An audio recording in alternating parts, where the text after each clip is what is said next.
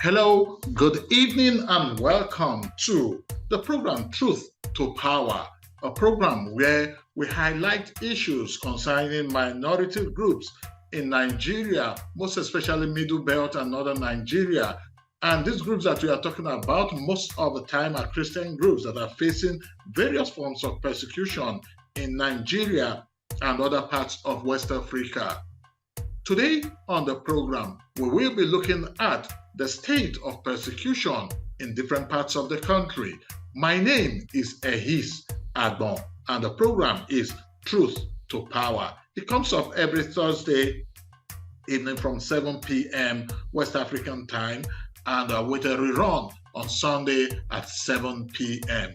Today on the program, I have two guests. One already standing by from Jos, Plateau State. He is a reporter and a media consultant, apart from the fact that he is one that is passionate about protecting the rights of indigenous people and, of course, the Christian community. I am talking about Masara Kim. Masara Kim is joining us from Jos, Plateau State. Masara Kim, you are welcome to the program. Right, thank you so much. It's actually a pleasure and indeed a privilege, I must say, to be with you. Pardon me to turn in my video. I hope that this is good enough. I don't know. I have very bad lighting here, but I'm trying to find a way to turn on my light. Okay. We also have standing by from Adamawa State, Mr. Ngamsa John. Mr. Ngamsa John, you're welcome to the program, Truth to Power. Mr. John, can you hear us? Mr. John, we cannot hear you, Mr. John. Okay, while we are waiting to sort out the audio issues that we are having with connecting to Mr. John, I'll come back to the program and give you some other bits that would help us to better understand what the purpose of this program is. All over Nigeria, most especially Middle Belt and Northern Nigeria, we often hear of cases of rural communities and minority communities being attacked by persons that most often than not turn out to be headsmen or militias. This persecution and attacks has taken a religious coloration, and over the years it is believed that there is a concerted, planned effort to exterminate the Christian groups, minority groups in northern part of Nigeria and also the middle belt of Nigeria. And over the years too, communities, I would say, have gotten to their wits' end in how to defend or protect themselves. And unfortunately too, the government does not seem to be doing much in the area of protecting these indigenous people. And hence, the reason why we have the program, Truth to Power, because on the program, we'll give opportunity to every person, most especially the minority voices, to tell us what they are facing, and would also try our best to provide solutions to the issues that they are facing. So on the program today, we'll be doing just that by going to two parts of Nigeria where these attacks, I would say, is very predominant. That's talking about Jos Plateau State and also Adamawa State. Dr. John, can you hear us now? Let's see if we can hear you better. Dr. John. Hello, Dr. John. Okay, we still seem to be having issues with connecting to Dr. John. So I'll come to Masara Kim to give us an update, a graphic expression of what exactly is happening in Jos Plateau State. My inner light seems to not be coming up since I had an accident 2 weeks ago while returning from the scene of an attack somewhere in the outskirts of Jos. I've not been able to get the best of the car. I've just been fixing one thing or the other. But I hope that this, the viewer can bear. As I speak with you, let me start on this note. We have intelligence, because I belong to, a secret intelligence network, that feeds us information about the plans of terrorists, Islamic extremists, who incidentally, like you said, belong or identify as members of the Fulani ethnicity, which has been blamed for more than 60,000 Christian deaths in the last 1 decade across Nigeria. This intelligence network is hinting us about the imminence or the existence of threats of imminent attack in the southwest of Jos. Simply put, terrorists, according to our sources, are planning already. They are already marching. They are already in convoy to attack a community 35 miles south of Jos. It's called Jebu, and that community is located in the Riom local government of Plateau State, which borders the south of Kaduna. And in that same community, 2 people were killed about 3 hours ago. And very close to it, 1 person was killed in another community called Rim yesterday and the day before. Incidentally, I have reported, and I also belong to a team of international reporters who have as well escalated threats by terrorist groups to carry out mass attacks in the state 4 days ago. So these attacks are coming more or less as a confirmation of the intelligence that we had already gathered, to the effect that these terrorists were planning to launch mass attacks on Christian communities. And right now we're already seeing it. Our alerts, advanced warnings had already been circulated and also passed directly to military authorities. But apparently, it looks like either the military is complicit or that they are overwhelmed, because the terrorists are pressed on. They are determined. They are still pressing on with their plans to carry out these attacks. You asked about what has been going on. I will say Plateau State, aside from the state of Benue, has in the last 6 months witnessed the worst Christian attacks in Nigeria. More than 2,500 Christians, those that have been accounted. There are several others that are yet to be accounted for. But more than 2,500 have been confirmed to have been killed since January across Nigeria by Islamic terrorists. Out of that number, more than 500, actually, this number stops at the 12th of June. From the 12th of June in Plateau State alone, I have personally documented more than 100 Christian deaths from the 12th of June. And the months before that 12th of June, more than 500 were killed in Plateau State alone. So we're talking about more than 600 Christians massacred across Christian villages in Plateau State. And these attacks are not ending. These attacks seem to rather be escalating. They seem to be increasing in scale and frequency, and the displacements are getting more and more overwhelming. In the last 2 months, we've had more than 30 villages displaced and burned down, burned to the ground in just the Mangu local government alone, which is located about 40 miles southeast of Jos, the capital of Plateau State. Now, that's just one local government. These communities have an approximate population, a combined population of about 200,000. Now, we're talking about almost an entire local government being displaced. Nothing has been since the attacks erupted on the 16th of May 2023. And incidentally, these attacks started with me. There was an attack, in the midnight of this May 16, and that resulted in the death of about 50 Christians. And by 8 a.m., I was in the village. I was actually journeying to the village to report about the attack.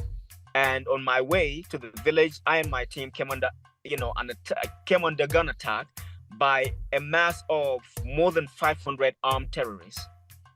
I was in a team of about 100 soldiers, policemen, and civil defense guards. But this number was not enough to push back these terrorists. 2 military vehicles were grounded on that day, and I have videos because I was crawling on the ground and recording the combat, live combat.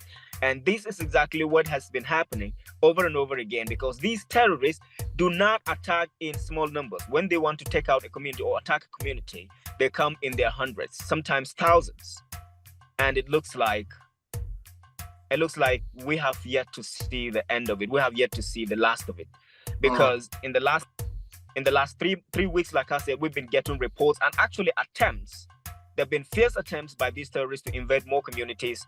But like you said, from the onset of this program, communities are organizing, and putting up local self-help efforts, to push back some of these invasions in the absence of the military. They do not have enough, actually, to protect themselves and push back this mass,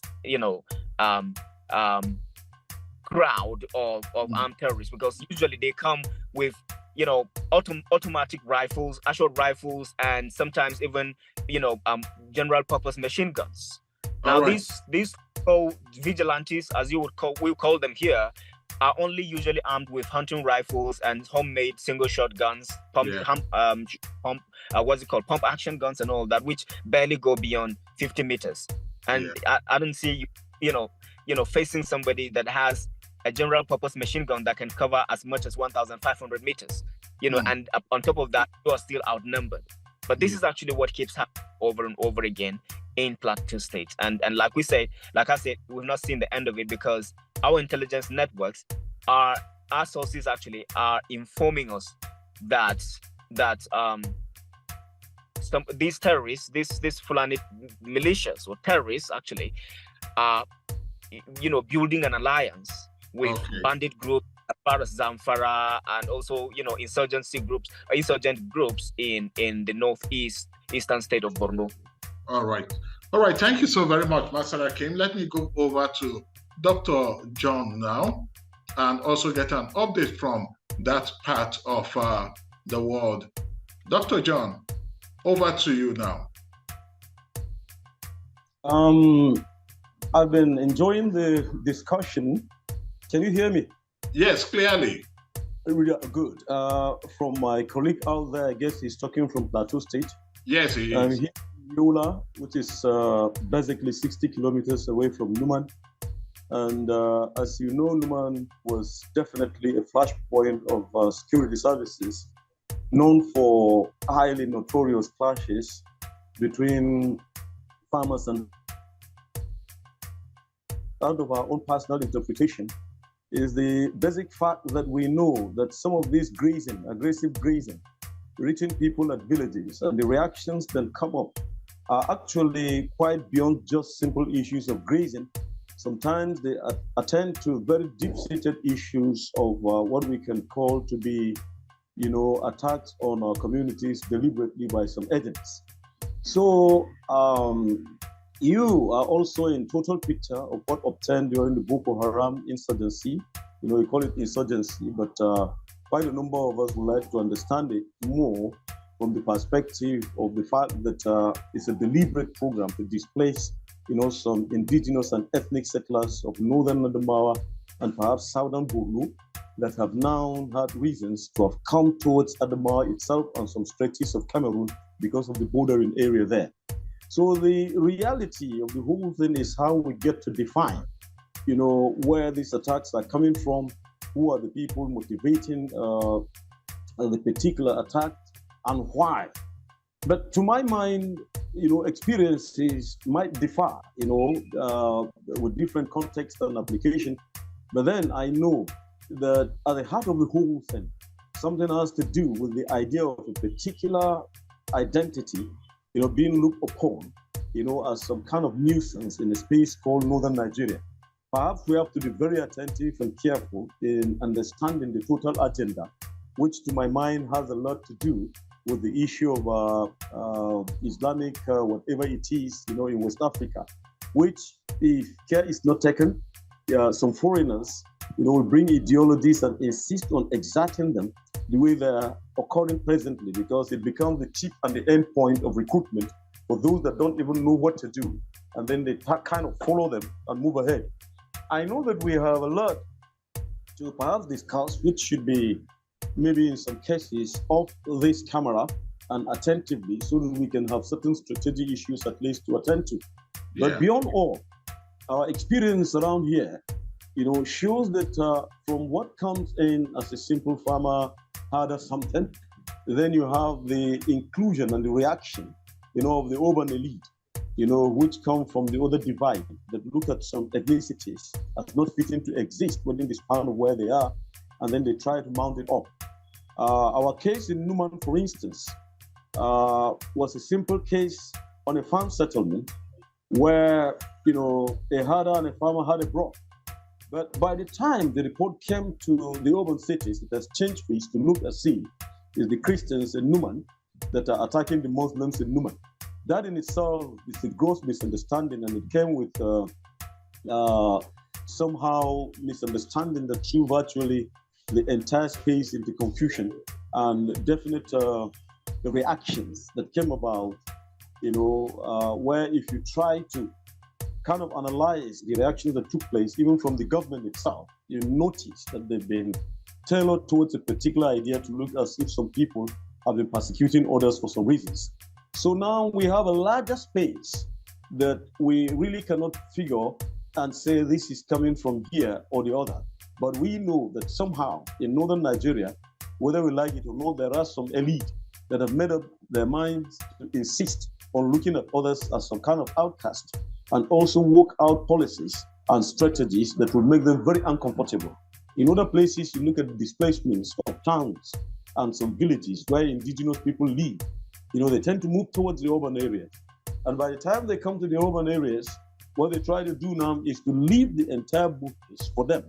And such places now become haven for kidnapping, and station bases, from where bandits, can erupt to displace indigenous towns and villages. So to me, as mixed as we are and as sincere as we are, we will not just sit down and fold ourselves and our hands and wait until the security agencies come to take us out of it. They can't. They've been overwhelmed. Somewhere the superstructure that is controlling, the entire Nigerian security system cannot give us at least the kind of expectation that we're seeing that will allow us to do it. So whether we like it or not, we must agree. I must agree with my colleague there who is talking from Plateau, on the need for communities to learn the basic principles of being resilient, good enough for them to stand out and insist on defending themselves. And whether this nation likes it or not, nobody would like to stay there and just wait for death to come. The simple issue is that there's a popular poet that I like quoting, who is Odia Ofemo. I guess the man, I don't know where he is. He says something very interesting, like, you cannot stand the lyrical sanity of even a hermit when he sets his plot on fire. So everybody's plot is on fire when it comes to banditry, when it comes to terrorism, when it comes to farmer harder, blah, blah. So the people will have to develop what it takes, to really resist, these characters and put them where they're supposed to be. So to my mind, there's a lot of work to do. Now there are a lot of alignments. There's a new government in place, and state governors are coming up. Some of them are new. The insurgents are strategizing. They're changing, their own formula of doing things, and nobody knows where it is going to be. So it is a big game plan for us to actually move on there and insist on seeing tactics and techniques that will help our people out. All right. Thank you. Thank you so very much. Before I come back to you quickly, I'd like to do this because I'd like to also introduce to our listeners and viewers all over the world the Truth Nigeria website. Truth Nigeria, it's a website that has been set up to give you the real truth from the angle of indigenous people and, of course, professional reporters bringing you stories. And if you go to truthnigeria.com, you'll be able to see latest stories that are coming from Nigeria. Presently on the website, we have one of the lead stories now: ritualists suspected of abduction of small children in Nigeria's displaced people's camp. You may want to read up that story. Go to truthnigeria.com and get details of that. Also, there is a security alert for Plateau villages in Rion County in Nigeria. Also, on the Truth Nigeria website, you can see just the latest. Go there, go get the latest of stories. There's a story: fear grips Christian villages after terrorists assassinate mayor of South Jos. There are so many stories there, and you can always get up-to-date alerts on what's happening in Nigeria and how to be ahead of whatever the plans of these terrorists, these insurgents, or these jihadists, as some people would also call them. So go to Truth Nigeria, you always get the latest news and gist. Coming back to my resource persons this evening, we barely have 6 minutes. So like in 2 minutes each, I'll start from Masara King. If you give me just your pattern shot in just 2 minutes, Masara King. Right. I like to commend Dr. John for his insights and enlightenment on what is actually happening in the northeastern state of Adamawa. But permit me to disagree slightly on the characterization of these attacks as farmer-herder clashes. That is a deliberate attempt by the benefactors of these killings and those who are deliberately bent on annihilating Christian communities and other ethnic minorities that do not answer the name of Islam, to make sure that the narrative is changed from what it really is, so that the international community does not care or does not, give the kind of interest, the kind of push that is needed or would be required to bring it to an end. What we have is a clear genocide. What we have is a clear jihadism, a clear jihad, if you would, if you like, because these attacks, in no time have I seen them where I am targeting Muslim, especially those from the Fulani ethnicity who are farmers. The vast majority of Fulani residents in Plateau State are called herders, but they do not own cattle. They do not have any herds of cattle. In a community of 10,000 Fulani residents, you are most likely to find less than 5 having, herds of cattle. So, where is the clash, so-called clash from the, with the so-called herders and farmers coming? And in the same communities that we are talking about, the Fulani community, you are most likely to find that the vast majority of them, even those who own herds of cattle, are farmers. Why aren't we seeing these attacks occurring or these clashes occurring among them? So what we have is just a clear genocide, and we must admit that it is hunting us and pushing our communities into extinction.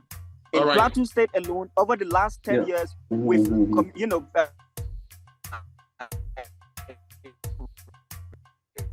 we seem to be having technical glitch from Masara Kim. Let's find out if we can get Dr.